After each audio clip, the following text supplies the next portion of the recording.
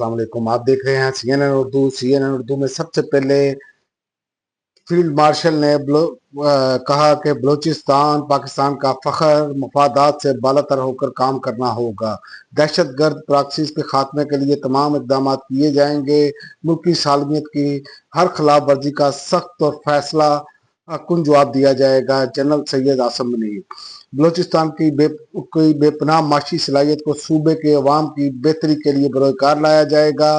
بھارتی سپانسر فتنۃ الہندوستان اور فتنۃ الخوارج عوام مخالف پراپیگنڈا کر رہے ہیں۔ 17ویں نیشنل ورکشاپ بلوچستان کے شرکاء سے خطاب، اور انہوں نے کہا کہ نوجوانوں کو بااختیار بنانا، ان کی رہنمائی کرنا پائیدار ترقی کے لیے نہایت ضروری ہے، اور انہوں نے کہا کہ بلوچستان کو دہشت گردوں کے شر سے پاک کرنے کے لیے بھرپور کارروائیاں کی جا رہی ہیں، دہشت گردی کے خاتمے کے لیے تمام اقدامات کیے جا رہے ہیں، اور لاہور خطرناک آلودگی کی لپیٹ میں بھارتی دارالحکومت دنیا کا آلودہ ترین شہر بن گیا۔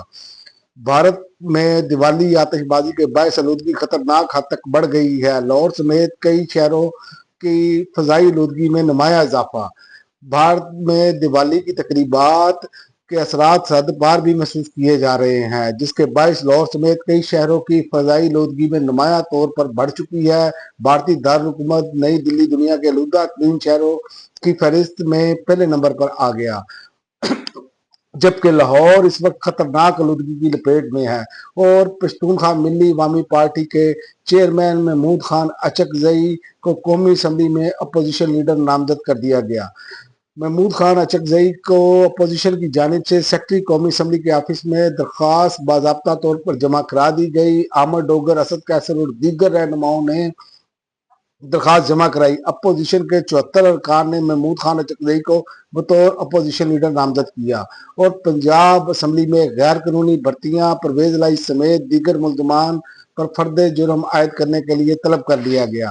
پنجاب اسمبلی میں غیر قانونی بھرتیوں کے مقدمے میں بڑی پیش رفت سامنے آئی۔ اینٹی کرپشن عدالت لاہور نے سابق وزیر اعلیٰ پنجاب پرویز الہی کو فرد جرم عائد کرنے کا فیصلہ کرتے ہوئے 6 نومبر کو ملزمان کو فرد جرم کے لیے طلب کر لیا، اور شراب اور اسلحہ برآمدگی کیس علی امین کے وارنٹ گرفتاری جاری۔ ڈسٹرکٹ اینڈ سیشن کورٹ اسلام آباد نے شراب اور اسلحہ برآمدگی کیس میں سابق وزیر اعلیٰ علی امین گنڈا پور کے وارنٹ گرفتاری جاری کر دیے ہیں، اور اس کے علاوہ اسلام آباد ہائی کورٹ نے علیمہ خان کے خلاف انکوائری کی تفصیلی رپورٹ طلب کر لی ہے۔ اسلام آباد ہائی کورٹ نے عمران خان کی ہمشیرہ علیمہ خان کے خلاف انکوائری کی تفصیلی رپورٹ طلب کر لی ہے۔ ہائی کورٹ کے جسٹس انعام مناس نے علیمہ خان کی ایف آئی اے نوٹسز کے خلاف کیس کی سماعت کی۔ علیمہ خان کی جانب سے وکیل شابینہ شہاب الدین پیش ہوئے، اور الیکشن کمیشن کا پنجاب میں بلدیاتی الیکشن کروانے کا شیڈول واپس۔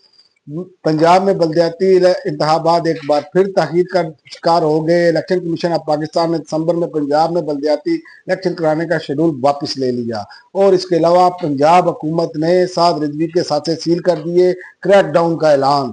وزیر اطلاعات پنجاب نے کہا کہ سعد رضوی کے نام پر موجود 95 بینک اکاؤنٹس اور ان کی مسروقہ غیر مسروقہ جائیدادیں سیل کر دی گئی ہیں۔ اس مذہبی جماعت کی قیادت کو 3 درجوں 3 ٹیررزم میں تقسیم کیا گیا، اور ان کے خلاف سخت کا کریک ڈاؤن بھی جاری ہے، اور اس کے علاوہ اسرائیل راہداری کھولے۔ غزہ میں انسانی امداد کی اشد اور فوری ضرورت ہے۔ فرانس کے صدر نے غزہ کے لیے فوری طور پر راہداری کھولنے کا مطالبہ کرتے ہوئے کہا کہ اس وقت فوری انسانی امداد کی اشد ضرورت ہے اور لاکھوں زندگیوں کا سوال ہے۔ اور اس کے علاوہ خامنئی نے ٹرمپ کی جوہری مذاکرات کی پیشکش مسترد کر دی۔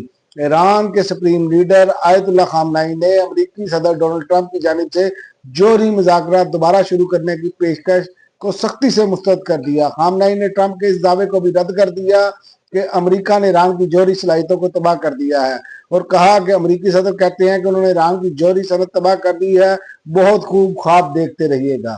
اب تک کے لیے ناظرین اتنا ہی، اگلی ویڈیو تک اجازت دیں، اللہ حافظ۔